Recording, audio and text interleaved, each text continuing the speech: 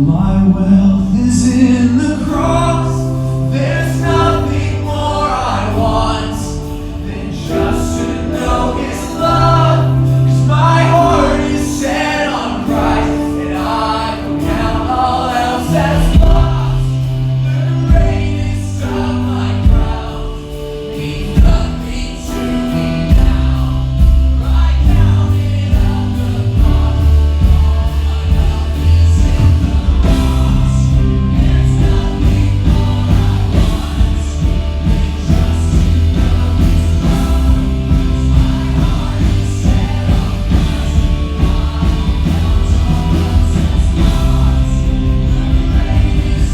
The greatest of my crowns means nothing to me now. I count it up the cost, and all my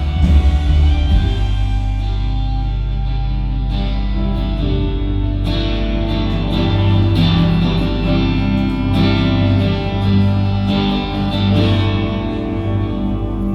And I'll never know how much it costs to see my sin upon that cross. I'll never know how much it costs to see my sin upon that cross. I'll never know how much it costs to see my sin upon that cross.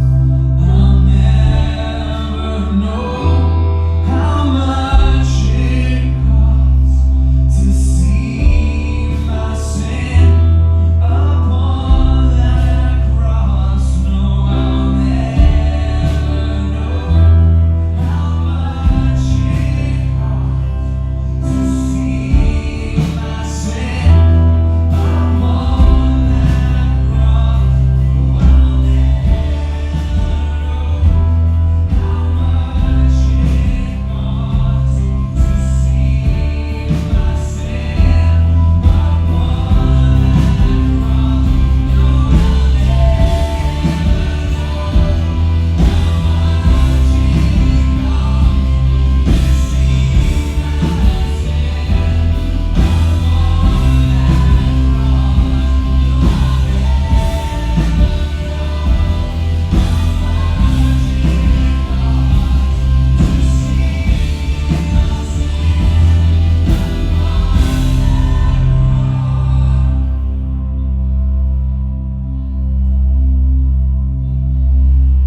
My wealth is in the cross.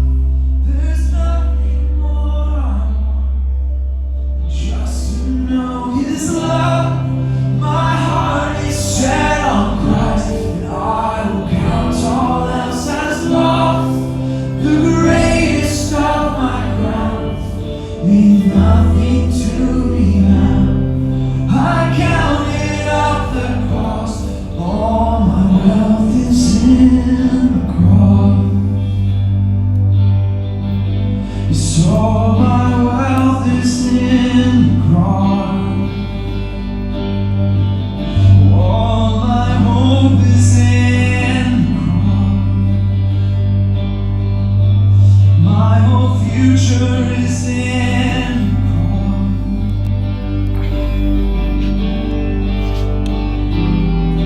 What a beautiful truth that we are declaring in this house today. Because sometimes the reality is we don't believe that. We believe our wealth is in so many other things. There's going to be a day where we see that.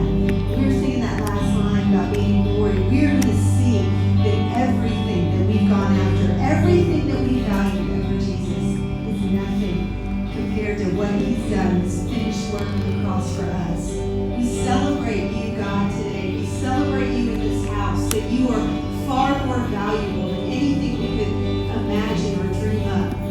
We love you. We pray these things in your name. Amen. You guys can have a seat.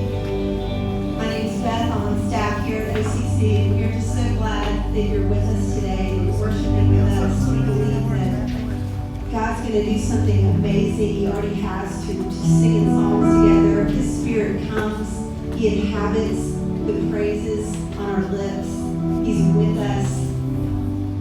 He has more for us in the teaching of His Word today. We believe that when we gather together, that it's valuable. Is what God wants. We're so glad that you're here. If you're visiting with us for the first time, we'd love for you to fill out a Connect card. You'll find it in your seat back in front of you. You can fill out, anybody can fill out a Connect card, ask any question you want. If you want to know a little bit more about the church, have someone reach out to you. We'd love to do that. But if you're visiting for the first time, hang on to that card and stop by our guest services table after the service, where there's some people that would love to meet you and just give you a little delicate gift card to say thank you for taking a risk, walking in the doors of a place where you don't know what's going to happen. So we thank you for that. We also want to say a quick thank you for hanging in there with us on parking. How's everybody doing? Are we all right? Yes, okay. As we walk into the summer season and more people are coming to the beach, especially for this service, I think the 9 a.m.ers have it a little bit easier. Could be a little more challenging for us, but we welcome you to just drop off your people. If you're driving people, drop them off at the front door. There'll be people that will be there to help you get your kids out or any of that. And also, look at our website under Weekend Gatherings. We have parking lot maps. You just click on that tab, Weekend Gatherings, and you can see the maps of parking that are just a few blocks away. So just stay in it with us. We thank you so much for walking through this challenging season with us. This week we are starting our City Group Summer Series. And it's going to be awesome because we're all going to be together. So instead of being in separate homes for our city groups, we're all going to be here at the church. I love it. We did this last summer and it was awesome. And the women we're going to be alternating men and women. And so it's going to be on Thursday nights at 7 o'clock. And the ladies are kicking it off this week because ladies first, right? We had someone boo when I said that at 9 a.m. Like a guy booed. I was like, uh-oh.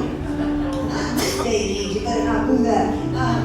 But anyway, so yes, Thursday night, come and join us. Then we'll meet the following week. It's going to be awesome discussion and just get to know people. If you have not joined a city group yet, this is a great time to jump in. You don't have to sign up to every. We'd love for you to sign up to do a city group, but you can just show up on Thursday and we will get you plugged in. So we're excited about that. Also, if you're a college student, the college group, city group is going to continue meeting as they have at the McGills every other week. So please join them for that. And there's people at the guest services table that can answer any questions you have. We love our college students. We're excited to have you be a part of Ocean City Church. Before we move into a time of giving, I just want to say a little plug for anchors. Anchors are the people that are part of this church home, that just call it their church home and serve here at the church. And if you are considering, if you've been here a while and you're thinking, I want to get more plugged in, I want to get connected, this is the way to do it. Become an anchor. It's so much more than just serving in kids or being on the coffee team. There's so many different roles that where you can be involved. And it's about being part of the family and belonging here. And not just saying, yeah, I go there, but I'm part of what God is doing in that place and in this place. So join us for that. You can go on our website and see where it says Anchor. Just click on that and you fill out a brief application to do that. So as we move into a time of giving, I was just thinking about this. Our students are here, and where y'all headed tomorrow? They don't sound that happy, but they have been on my refrigerator. It has been countdown to Passion Camp for, I don't know, maybe a month. And so now we're at day one more day. And I just want to say thank you so much. So many of you took up an offering specifically for Passion Camp last week. And many of you said, yes, we want to get behind our kids and do this. And we just want to say thank you so much for doing that, for making it possible. And just as we move into a time of giving, we want to say if you're visiting, this is not about a time where you feel obligated to give. This is just a time where our church family, we invite you to give, and actually anybody can. So it's not something that, oh, I have to be a church member to give. No, you don't. But it's just a way that we worship at Ocean City Church is through our generosity. So I'm going to pray for us. God, I just thank you so much for what you're doing in this place, for what you're doing outside these walls. We just welcome you, Holy Spirit, into this place. Have your way with us. We pray that you would just illuminate Jesus through the teaching of the Word. And I pray that everybody who is in this room today that is hungry for you, God, that you would meet them in a profound way. In Jesus' name we pray. Amen.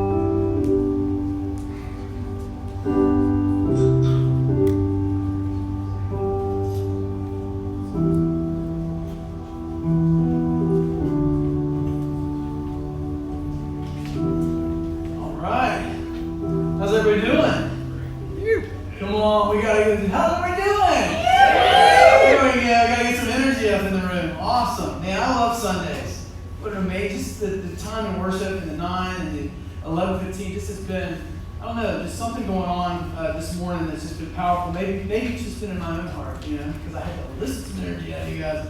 But man, I have loved this week studying through the book of Romans and just being able, even in my personal time, to dig into this book. I think I painted a picture last week of the treasury of being in the book of Romans, but it is really one of those beautiful treaties of the gospel, like this explanation of the gospel that takes 16 chapters. It's the simplicity of the gospel and the expansion of the gospel all kind of rolled into one, and it is an amazing, amazing letter that Paul wrote to the Romans. So we're going to be in Romans chapter 1. We're going to start in 18, and we're going to work our way methodically from 18 to 32 today. And as I was working through this and looking at, Paul is just putting on display kind of the bad news. I mean, it's not going to be a bad Sunday. I'm just telling you what we're going to find in 18 through 32 is some bad news about you and me. But it made me think of just this thing that I'm really hoping for as a father. I know y'all know a little bit about the season of life that I'm in. I have a son. He's headed off to college, which is a sad time, but we really mourned that about a year ago because he was already gone. I mean, just mentally, he's never around. Abe and Elle are like, "Where's Jack? We don't know where he is." He is, when that happens, just senior eyes, they're just gone. So the sadness really, we're still sad, but we were sad a long time ago. But one of the things that we did over the last month or so is we went to parent-student orientation. I didn't even know they had this for college, but apparently it's necessary. And what they do, it's 2 days long, like all day long. And we thought it was going to be like, parent, we're going to be with him, we're going to sit next to him, and we're just squeeze him and go, oh, you're going to be okay in college and all that. But they're smart, they separate us. And the students have their deal, and the parents have their deal. And Beth and I realized in this, what they're really trying to do is to keep parents from calling the university. They're saying, we don't want parents calling. He's a big boy now. He can actually take care of himself, or at least he should learn. So you don't need to quit calling the professor and asking the professor to give him a break.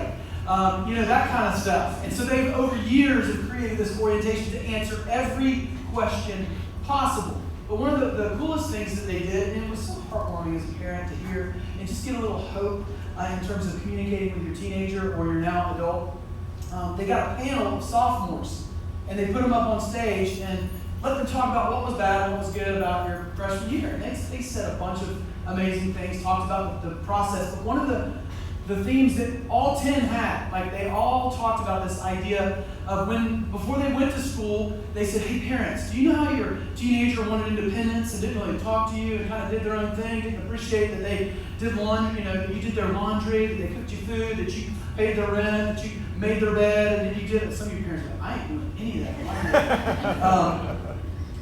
How that they just, you would ask them how their day, just all you want for all that work you've done is just maybe more than just fine, and then up the stairs and on the device. But that's what we all did. And they said, and then we got into college. This girl was talking about, she said, we got into college in our freshman year, and after a couple of weeks we realized, I have to do laundry.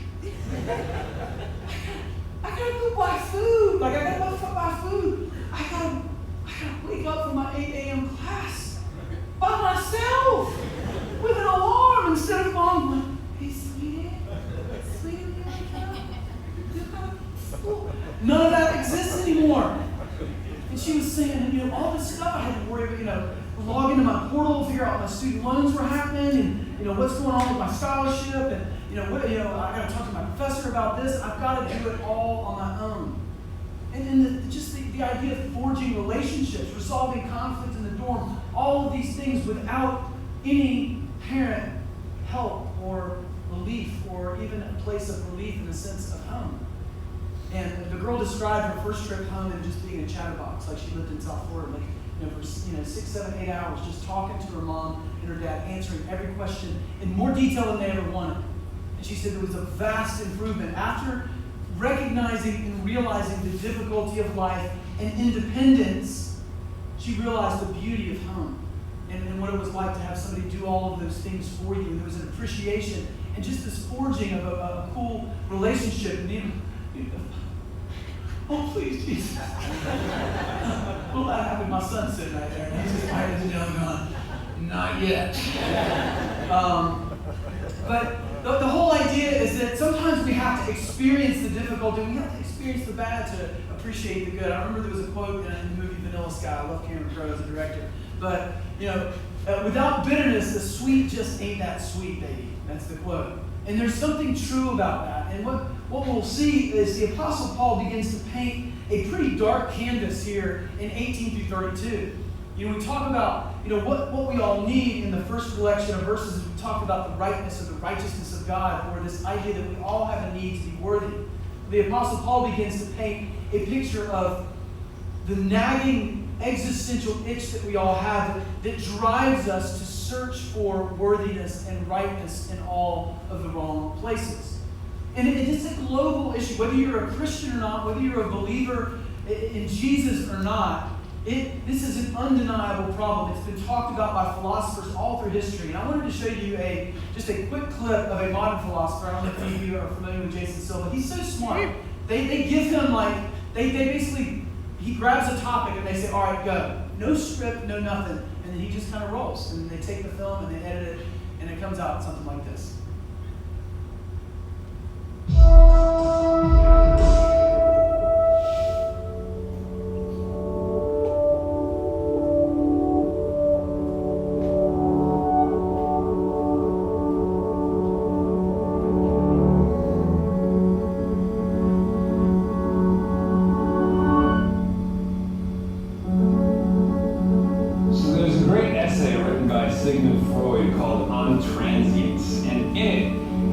Conversation that he had with the poet Rilke as they were walking along this beautiful garden. And at one point, Rilke looked like he was about to tear up. And Freud said, what's wrong? It's a beautiful day. There's beautiful plants around us. This is magnificent. And then Rilke says, well, I can't get over the fact that one day all of this is going to die. All these trees, all these plants, all this life is going to decay. Everything dissolves into meaninglessness when we think about the fact that impermanence is a really real thing. Perhaps the greatest existential bummer of all is entropy. And I was really struck by this because perhaps that's why when we're in love, we're also kind of sad. There's a sadness to the ecstasy, Beautiful things sometimes can make us a little sad, and it's because what they hint at is the exception, a vision of something more, a vision of a hidden door, a rabbit hole to fall through, but a temporary one. And I think ultimately that is kind of the tragedy. That is why love simultaneously fills us with melancholy. So that's why sometimes I feel nostalgic over something I haven't lost yet, because I see its transience. And so how does one respond to this? Do we love harder? Do we squeeze tighter? Or do we embrace the Buddhist creed of no attachment? Do we pretend not to care that everything and everyone we know is going to be taken away from us? And I don't know if I can accept that. I think I'm more sided with the Dylan Thomas quote that says, I will not go quietly into that good night, but instead rage against the dying of the light. I think that we defy entropy and impermanence with our films and our poems. I think we hold onto each other a little harder and say, I will not let go. I do not accept the ephemeral nature of this moment. I'm going to extend it forever. Or at least I'm going to try.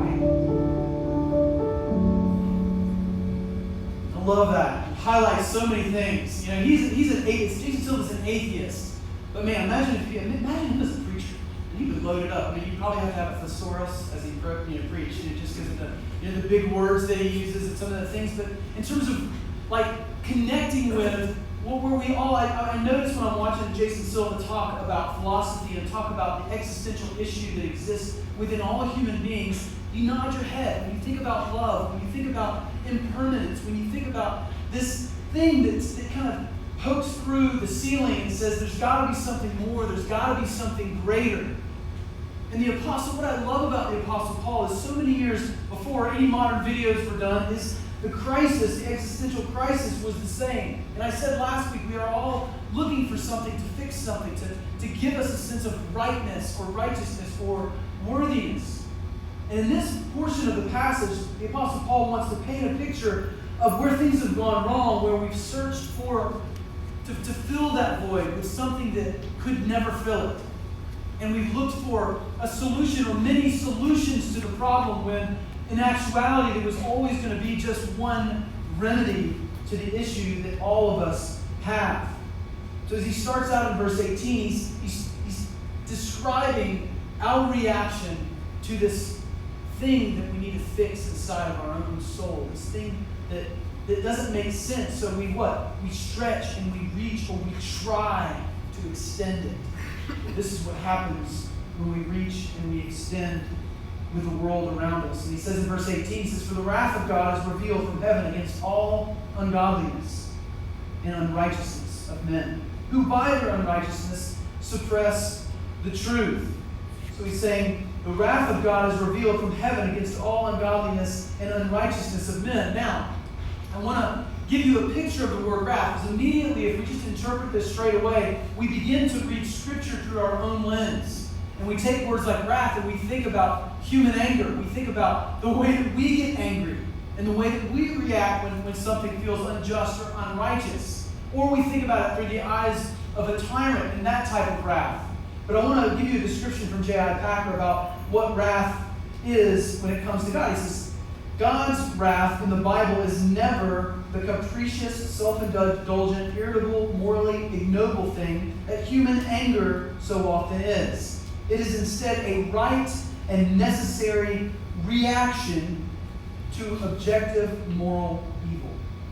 And I love that he says it's a necessary reaction, because this is really what this passage is all about. It's about the necessary reaction. It was needed for us to respond to, and as we see it laid out in this passage. The other thing that we see here is this idea of the righteous suppressing the truth. He's saying mankind, humankind, in their culture, this is the Roman church, whether you are religious, doing it in a religious way, or you're doing it in an extremely gratuitous, immoral way, we're suppressing the truth about something bigger, something greater that actually is the remedy, rather than us finding those solutions that might solve this existential problem that exists within every single one of us. And this idea of suppressing, it's like this idea, Tim Keller talks about it and says it's like we're trying to keep a beach ball under the water, but it's always there. We want to put it in a place where we can't see it, we don't really want to know about it, but it really keeps surfacing over and over again. As we read Romans chapter 1, it talks about how it begins to resurface, how we begin to see and how we know that God exists, that He is here, that in some way that He's always been leading us home. He's always been leading us away from our disasters.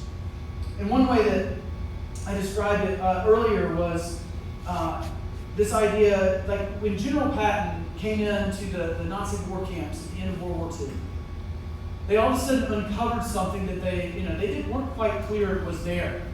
But there was people that lived all around those Nazi German camps. They didn't necessarily go to them, but they lived within miles of those camps. And they were going in, and General Patton was just literally nauseous as he went in, and they gave proper burials as much as they could to the people that were there when they saw the death camps, when they saw the mass graves. And as they traveled outside the town, one particular town, they came to the mayor's house to ask him some questions. And in the house, him and his wife had hung themselves. And they wrote a note that said, "We didn't know, but really we did know." And it's that idea that they don't seem like they should fit together, but in that context we understand that, hey, we might not have seen the camp, we might not have been to the camp, we might not have actually traveled there, but somewhere deep in the recesses of who they were, they knew that something was going on, and it was horribly, horribly wrong. So that's the idea of suppressing the truth. So as we move into 19, it says, "For what can be known about God is plain to them, because God has shown it to them." Some of your translations, and I like this because if you look at the direct Greek translation, it's more correct, is that it's manifest in them. So it would read this: "What can be known is manifest in them." What can be known about God is wired in them, built in them. This makes sense to me because when you read Ecclesiastes, the overwhelming theme that comes up is that eternity is set in the hearts of men and women. Like there's something that exists in the souls of people that is other than planet Earth. Like it's different than anything that we can grab a hold of, anything that we can satisfy ourselves with. And if you look at Solomon as he writes Ecclesiastes, what does he say? He's saying, "I was the wealthiest, I was the wisest, I was the most skilled, I was the most artistic, and I was able to create identity for myself because I was that great. I married 700 plus women. I mean, I went after life in the full as much as I possibly could. Partied like any rock star you would ever know." And at the end of it, what does he say? What rises up from Ecclesiastes if you've read it? He said it was all meaningless. All of it was meaningless. Because eternity is set in the hearts of men. There's something more. There's something greater. The Apostle Paul is saying it's in there. It is manifest in every human being. And I love what we saw from Jason Silva because that idea, that Dillis Harmon quote, this idea that we rage against the dying of the light. And the Apostle Paul is starting to put on display, what does that rage look like? What does that rage against the dying of the light look like? What do human beings do when they're raging against the dying of the light? Well, certainly they do create poetry. Certainly they do make beautiful music. But the Apostle Paul is going to go a little darker and say, this is what it looks like when we're trying to fight against this thing that's manifest in us, this idea that, hey, eternity's in there, but yet people die. I'm not sure why, but something's leading me in a particular direction, and I want to suppress it and do what I want to do. He goes on to say, in verse 20, "For his invisible attributes, namely his eternal power," speaking of God, "and his divine nature, have been clearly perceived." He's saying not only is it manifest and plain to see in our own heart, but you can look outside of yourself and see his invisible attributes, his eternal power, his divine nature. It's been clearly perceived ever since the creation of the world and the things that have been made. And this is something that's been argued. Like, what about the people off in the recesses of the jungle that haven't heard about Jesus, haven't heard about God? What the Apostle Paul is saying is what a lot of philosophers have always told. A philosopher that doesn't know, that it's not a Christian would even agree with this, that we all come to these same questions. No matter who you are, no matter what corner of the globe you were born in, we come across these things that, where did I come from? How did I get here? It's called the cosmological argument. It's what Aristotle just wrenched his guts over trying to figure out. It's like, even if we believe that we came from nothing, what was before nothing? And he couldn't stop saying that. Like, what was before the nothing? Because we all begin to discover in science and creation and all the things that we see, it leads us to questions. And I love that we're in a society, we're in a place in life now where science is beginning to uncover things that actually point to God, where people aren't going, well, science completely opposes the idea of God, but now people are looking at where we are. I mean, it began with Carl Sagan saying we're a speck of dust suspended on a sunbeam's pale blue dot. We shouldn't be here. We shouldn't exist because of the conditions it takes for us to exist. 23.5 degrees on an axis tilt, 93 million miles away from the sun. If it's off just an nth of a degree, you know what happens? We all die. We all die. Isn't that crazy? 78% nitrogen, 21% oxygen, 0.5% argon, 0.003% nitrogen. I mean, what? If it's off just a micron, guess what happens? We all die. We all die. The ocean's 3.5% salinity, so is the human body, which is a weird factoid. But guess what? If either of those are off by an nth of a degree over time, guess what happens? We all die. If Jupiter was not in orbit around the sun, because it directs 10,000 times more meteors and asteroids would come hurling at planet Earth if it wasn't for Jupiter. But it doesn't because it's gravity and it's the big giant. Wheels those asteroids away from us. And the factors go on and go on and go on and go on. And what Aristotle said back then and what people are beginning to say now is it leads you to a truth that we can't deny. That something happened. We didn't just get here by chance. So that's what the Apostle Paul's saying. We didn't just get here by chance. It's interesting, a guy who's a famous atheist, and back in 2009, people were shocked that he came out with this statement. It made quite a sensation when he declared himself a Christian. He said, in the Western world, we've been told that only stupid people believe Christianity. But as a matter of fact, it's atheism that is dry. Atheism that is a dry, lifeless creed and totally irrational. Atheism says that we're a collection of chemicals. It has no answer whatsoever to the question of how this animated sack of accidental chemicals could be capable of love or heroism or poetry. And there's something about the difference that, I love the Ernest Becker quote, that we tower above creation in this majestic way and yet we die. That begins to lead us to a question because we were made in the image of God. We're different than the rest of creation. I mean, if you don't think we're different, I mean, look at a cat. I mean, I know we're different than cats. But look at a cat. A cat reacts morally different, like the rest of the animal kingdom is different morally. I mean, a cat takes joy in batting a mouse around, like torturing it, and then eats it. But the difference is he doesn't go under the couch and cry about it. I mean, he just starts licking himself and doing his thing, you know? They don't care. They don't care. A lion mauls a human being. It doesn't go sit somewhere and regret. It just doesn't. But yet, we have a moral fabric that has always been here. It's always been here. And that leads us to ask the question and leads us to that place of we don't know, but really deep down we know. And so the Apostle Paul comes to this place in this passage. He says, so, they are without excuse. He says, for although they knew God, they did not honor him. In other words, what we tend to do is we either search, we see it, we sense it, we search for it, or what he's going to describe, or we suppress it. So they were without excuse, for although they knew God, they did not honor him as God or give thanks to him because they became futile in their thinking. And their foolish hearts were darkened. Claiming to be wise, they became fools. They exchanged the glory of the immortal God for images resembling mortal man and birds and animals and creeping things. I mean, you see that this passage is really about worship. He's talking about, they set up things to worship. But what you see is you continue in this passage is this is a different kind of worship. That the gods that are being worshipped were created and developed and loved to serve man and not God.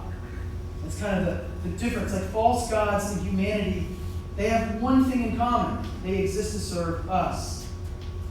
It's interesting. Several anthropologists say this. This is a quote from one particular one. He says, there has to be something that captures our imagination and our allegiance which is the resting place of our deepest hopes, to which we look to calm our deepest fears. Our affection's got to go somewhere. Our hope has got to go somewhere. We are all worshipers after all. Whatever that thing is, we worship it. We pursue it. It is the one thing we cannot live without, defining and validating everything that we do. Because worship is not something that we just do in church. It's something that we do in life. Whether you're a Christian or not, no matter what religion you are, no matter who you are, what we do is, worship is simply our response to what matters most. It's how we react to the thing that matters most, the thing that's made it to that pinnacle place in our life. And we can put anything there. Go check out your bank account, and you'll begin to see the pattern of what you worship and what you spend your life on. So as we continue, I love this thought. Ernest Becker said this. He was a believer and believed in God, but now he doesn't, as he wrote the book Denial of Death. And he said this after he quit believing in God.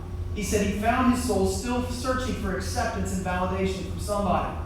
And the direct quote from his book Denial of Death is this. He says, "So often we look to a romantic partner to free us from our sense of nothingness, to want to be justified." It's interesting he uses that terminology because we see so prevalent through the book of Romans that the Apostle Paul talks about this idea of wanting to be justified. We need to be justified, but there's only one way that it can happen.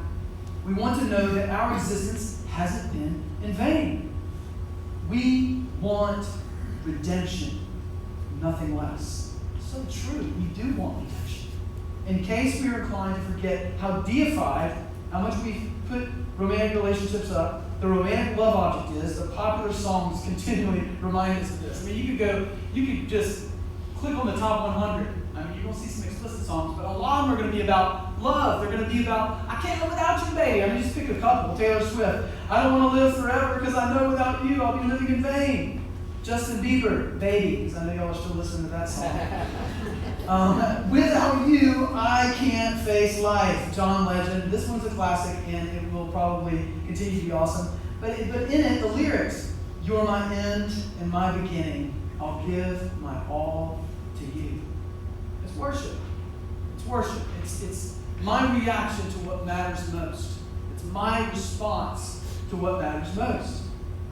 And he's saying it is the problem that exists in the human heart is that we will put something else, that we will become enamored with creation, that we will find something because it's tangible, because we can grab it, because we can see it, because we can have a physical relationship with it, then we all of a sudden deify it and we make it our God, and we try to figure out and find solutions to medicate this problem that exists within all of us, and we find this momentary satisfaction.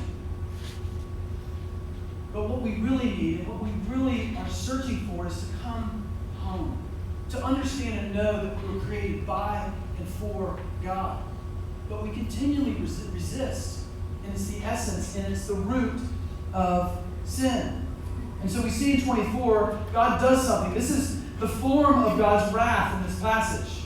And it's very interesting because it's this juxtaposition of God's wrath and God's love kind of all rolled together in why he does what he does. It says, "Therefore God gave them up in the lust of their hearts to impurity," saying, if you want to chase after all these things, if you want to do these things, I'm gonna let you do those things. To the dishonoring of their bodies among themselves, because they exchanged the truth about God for a lie. They worshiped and served, like I said, the creature rather than the Creator, who is blessed forever. Amen. For this reason, God gave them up to dishonorable passions.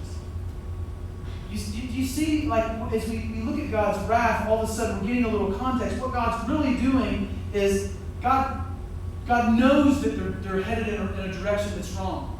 And he knows for many people on planet Earth, what you're going to have to experience to understand the goodness and understand that you need to come home is to experience the bad. You're going to have to run after fame. You're going to have to run after success. You're going to have to go and try to be that person that fills your bank account with money. His hope is in writing this passage is that we listen and then that doesn't become our hope. But God knows in this case, in this instance, and for many people in this room, I bet, you've had to run in those directions and you have to experience the dark canvas just to see how dark it is to really appreciate the beautiful nature of coming home to to know Jesus. And that's what he's setting up here in this passage. And C.S. Lewis says this, and I just love the way that he says it, because God's giving them up but not giving up on them. He's giving them up to their passions but not giving up on them. And he's doing it in hopes that they realize in that moment that it can't be satisfied. And C.S. Lewis says, if I find in myself desires which nothing in this world can satisfy. So if I find stuff and I keep trying to satisfy my soul with it, because I keep finding these things but they're not working, he says, the only logical explanation is that I was made for another world. I think it's just such a simple but profound wake-up call that we chase and we look and we try to find it. And I love that it's across the landscape of humanity. I don't have to prove much to anybody in the room.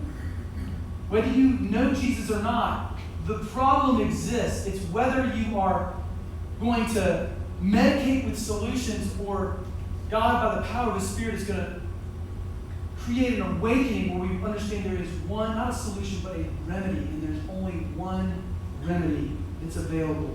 The problem that we have. Because God knows that terminating our affections and our heart, our hopes, and our worship on anything other than Him is not going to work. Nothing will quiet the voice or satisfy the hunger. So as we jump into verse 27, I'll just give you a little precursor set up for this section because it's the elephant in the room. Anytime you cover Romans 1, especially in our culture, because it's actually been highlighted. People say the church highlights this particular collection of passages, but really culture has highlighted it, and then the church really has to respond to it. But I'm really going to make it very simple today as we address it, because most people zero in on this passage and make it about homosexual relationships and homosexual lifestyle. But what the Apostle Paul is doing is not highlighting any particular sin. In fact, he's using a collection of brokenness, a collection of solutions that people have tried to create for themselves to fill the gap and fill the hole. And yes, they are sinful. And he highlights those to say, all of these are a problem.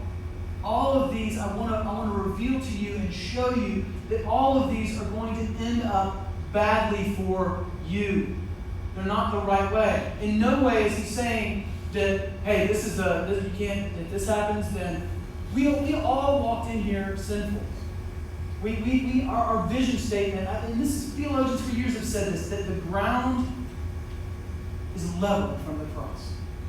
That there's no cherry picking of sins, for all have sinned and fallen short of the glory of God. There's no equation for that.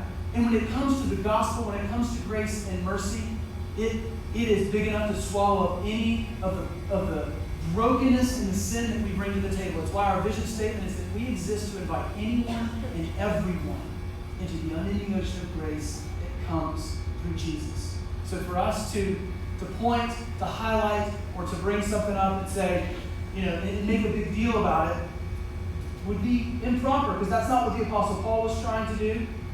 We want to call sin, sin, and brokenness, brokenness, because we want to see people have freedom. But it's not the essence of this passage is we all have something that we need. We have eternity in the hearts of men, and we suppress it, and we run to all sorts of shenanigans to fix it. So as we jump into this passage, we want to have that framework in mind, the framework the Apostle Paul had, which is stop running and come home. He says, for their women exchange natural relations for those that are contrary to nature. And men likewise gave up natural relations with women and were consumed with passion for one another, men committing shameless acts with men and receiving in themselves the due penalty for their error. And since they did not see fit to acknowledge God, God gave them up to a debased mind to do what not ought to be done. And they were filled, listen, there's a whole list here. They were filled with all manner of unrighteousness and evil and covetousness and greed, malice. It's a list. And slowly, everybody in the room gets collected in the list, including me. They are full of envy, murder, strife, deceit, maliciousness. I love that gossip is in here. Gossip is in the collection with everything else. They're slanderers, haters of God, insolent. Some people say, well, I'm not a hater of God, and then you get to haughty and boastful, prideful, It's like, yeah, I probably have been in that category before. Inventors of evil. I love, thank you, Jesus, for putting this in here. Disobedience to parents. You guys? Sorry, that felt very judgmental. I love all of them. Passion camp. Y'all excited? Woo! No, thank goodness we've been talking about sin for about 15 minutes. Disobedience to parents. Foolish, faithless, heartless, and ruthless. The Apostle Paul, it's not an exhaustive list, but it's a complete list. And what I mean by that is he's covering all kinds of sin and disorder that comes from chasing broken people, chasing broken solutions when there's only one remedy. I mean, if you go back, you can evaluate these. This is kind of the doctrine of total depravity. That in this passage, you see sexual sin, economic sin, social sin, family sin, and spiritual sin. They're all in there. It's a collective problem that the human race has, that we all struggle with. And what's interesting about the gospel, I think, sometimes we think, well, okay, you become a Christian and then there's no more struggle with sin. I have no more struggle with worshiping other gods. I have no more struggle with idolatry. Now, the truth is that now there is an option to walk in righteousness where there wasn't an option before. You would always choose death. You would always choose to walk your own path.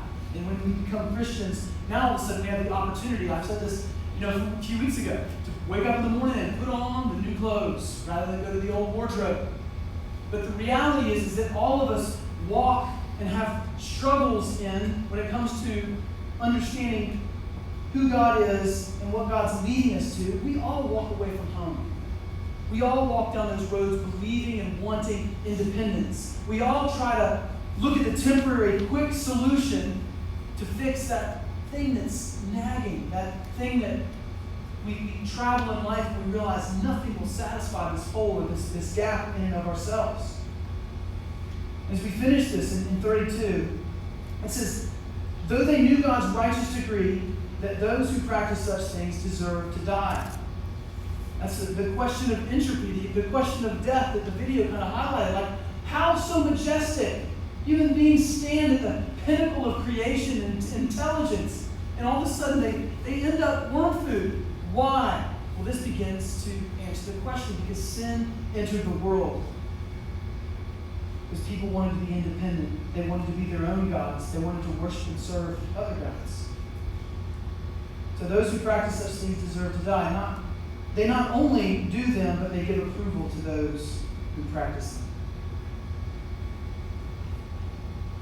them. As I look at that passage, I think as I was reading this, I was just telling somebody between services, I think the cool thing about the Bible is, I've read through Romans 1 so many times, but this particular week, I looked at it and I felt like I was looking in a mirror. Like I was looking at those, my tendency to solve my own issues with myself, my own insecurities, my own need of worthiness and rightness and righteousness. And we do it. There's several ways that we do it. I was thinking of three. One, we do it in and of, we try to solve it ourselves. We make ourselves the God. We think that we can make a better version of ourselves. We think that we can fix ourselves. Maybe it's going to the gym and getting all ganked up. I don't know. How we do that in different ways. No problem going to the gym, but when it becomes the pinnacle of our life and our identity, and we think that's the thing that's going to fix it, if I can just get in shape enough to where I feel good about myself, the reality, there's so many things that we can try to do to improve us. The life improvement plans we put in go look at the bookstore. Most of the books are about becoming a better you, improving a better you. You get to be my age, you realize, it doesn't, I'll just be honest, you will always be disappointing to you. I'm just saying. You guys don't think that yet. You're like, I'm going to get there. I'm going to reach. I'm going to get there. And someday I won't be disappointed. You'll always be disappointed. You're welcome. But it's true. We will try, and it's the centerpiece of, think about midlife crisis. I could put a million things in the category, but I always think of the classic, the older guy in the Ferrari with the top down, the pinky ring. That's just the one that I always think of. And there's a reason we laugh at that and we think it's ridiculous. Because we know that it's this self-trying. It's just like, I've lost a little bit of my edge. I got a little bit of a beer belly, but I got a Ferrari. You know? We're trying to fix it. We're trying to repair it. We try to make a better version of ourselves. But the point that the Apostle Paul's making is we make crummy gods. You're not a good God. And another wildly popular way to do it is we make others the God. We make others the person that's going to heal. There's going to be that mythical one. They're going to do it. You know, I'm going to find somebody and they're going to satisfy all my needs. They're going to fix it all. You complete me. Can we put an arrow through that? Because it will never happen. There's a reason that we call that the unicorn. It's because it doesn't exist. People make crummy gods. And in our sinful wickedness, we put the burden on somebody to be our everything. I don't know why I've air quoted 3 times. But we do. I think because I relate to this. We elicit people. We want people's approval. We want our boss's approval, our wives' approval. Maybe we put that burden on our kids to be everything for us. Maybe to live the life that we never lived. To be the best athlete they could possibly be. You know, I was kind of average athlete. You know, Mom was above average, but we're going to have a super athlete now. And that's what we're trying to do. And we're living our lives and our identity through our kids. And we put a weight on them. Will crush them. Other people, they're wonderful and they're gifts from God, but they make crummy gods. They do not live up to the standard of being worshipped, yet we worship them. So we do it in and of ourselves, we do it through people, and we do it through the world, the things that God's given us.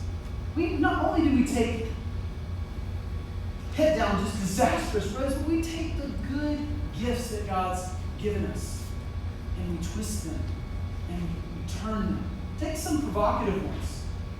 You know, food, wine, sex. All given by God. They're good. Like, people are like, he said sex. Yes, sex is good. It is a good thing. All the students are red. Like, make it stop! But they're good gifts, whether you're a believer or non-believer. It's like the common grace of God falling on planet Earth. He gave us food, gave us wine, gave us sex, and they're all good. They're all good.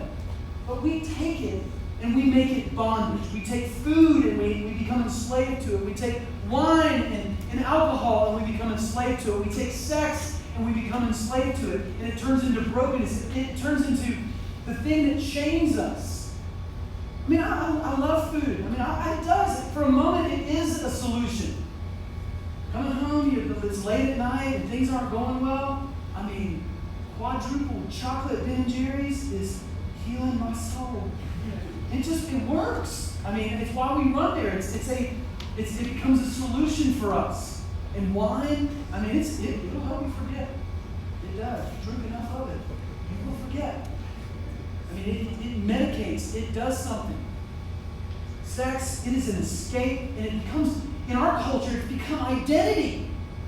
It's instead of, we've made something that was meant to be a gift into one of the many solutions that will heal our heart. It was never meant to be a solution. It was meant to be a gift. And the whole purpose in it, and the whole purpose in this passage is that our heart would not terminate on the gift, but it would roll up to the giver, to his glory, and say, thank you, God, for food. And it would bring more pleasure than terminating on itself. Then you have dinner with friends, and it changes everything. And you can appreciate it for what it is.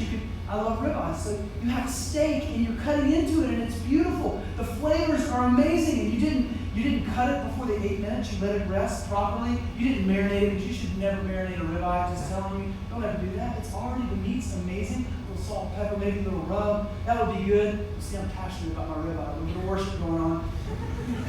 But then the idea is that pleasure would be even more. Dinner with friends would become a spiritual experience because you attribute not only the steak itself, but all the flavor that's in it, all the things that were done to create it.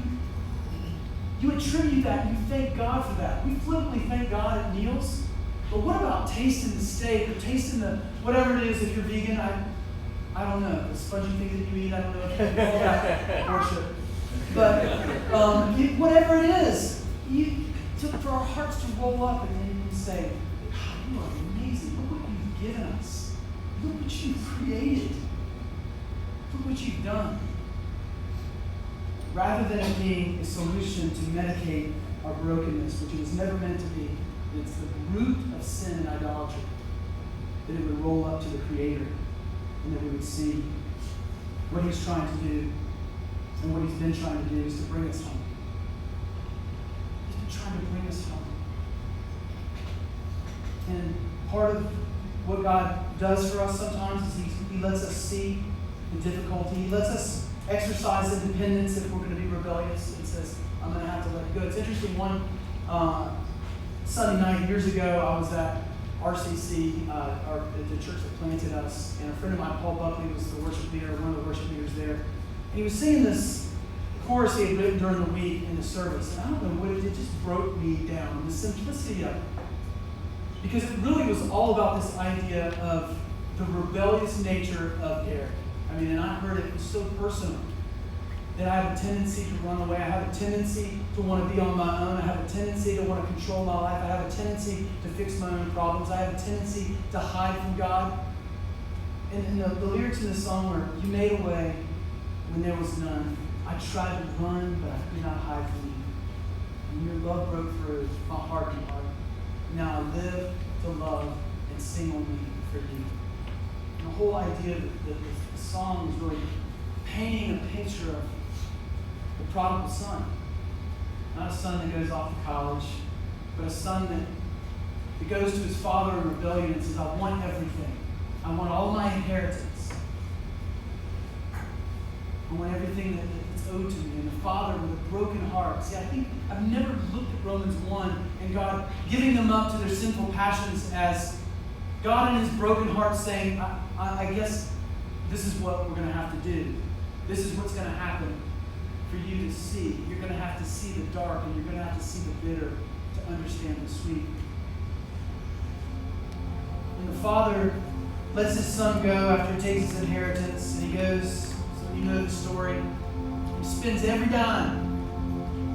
Just total, absolute craziness, moral, irreprehensible behavior, spends it on women and wine. Everything he possibly do wrong, he did it. Spends all of his money, finds himself eventually a slave and eating pig pots with the pigs because he had lost everything.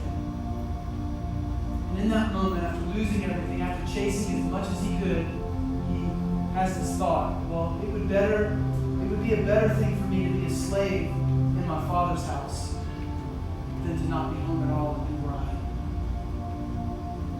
So he starts to write a repentance letter to his dad, a letter to say, oh my gosh, can I just be a servant? Can I just serve? And he goes home. Before he even reaches home, something surprising happens. The father runs out to him. Not to punch him, not to yell at him, but to grab his note and hug his son. And say, I'm so glad you're home. I'm so glad you're home. And I always think about that story of the prodigal son and think everything was different in those moments. Like everything he probably touched in his house had a different glimmer to it because he had experienced the bitter. He had walked away. He had just wasted his life. Perhaps this clean laundry. Oh, smells so good. Oh, awesome. Dad's grilled sliders, so good. They taste so good. They just taste different.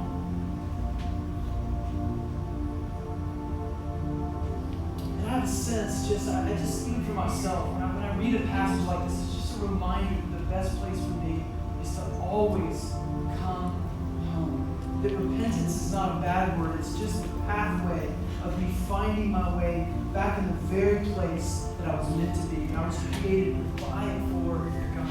And He made a way. It says in Romans 5, it says, for if while we were God's enemies, we were reconciled to him through the death of his Son, how much more, having been reconciled, shall we be saved through his life? While we were enemies, Christ died for us. It says in Colossians that all the powers and the authorities were crushed at the moment that Jesus died on the cross, because all of their power was vanquished. It was a symbol right in the center of history. It would lead people home. People would see and they would know, finally, once and for all, that it's not about little solutions I can fix myself with, but there is one remedy, and it's the cross of Jesus Christ, where he poured out his blood on Calvary for you and me to make a way for us to be truly satisfied, to be truly approved of by the King of the universe, to be really right, to be really standing worthy before God, not because we did anything, but because he did everything, and he's completed it in the cross of Jesus Christ. He's decentralized you and me. The pressure is off. This is the good news, people. This is where we can smile and our heart can lift, to know the best place for us to be is for our heart to roll upward and see God. When we stand on the edge of the Grand Canyon, we should feel, you know what people always say about standing on the edge of the Grand Canyon? Or somebody that's actually been in space? It's humbling. In other words, it feels good to be small in that moment. There's something about that feels right, that I'm not the center of everything. John Piper says, self-forgetfulness in the presence of majesty is the capstone of joy. You get that? Like when I can finally forget about me and make myself the center of the universe, I can breathe. I can breathe. Because life isn't about you or me, it's about God. About home. That's what home is for us. And that's what God wants for us this morning. It's just to come home. Let's stand. God, we love you. We love who you are. We love what you've done in our heart, in our mind. We love that you don't mince words, that in your word you lead us. You reveal to us. You allow us to look in a mirror and see ourselves and see what our ultimate end is. But you don't leave us there. You come with your amazing grace and mercy, and a plan, a remedy.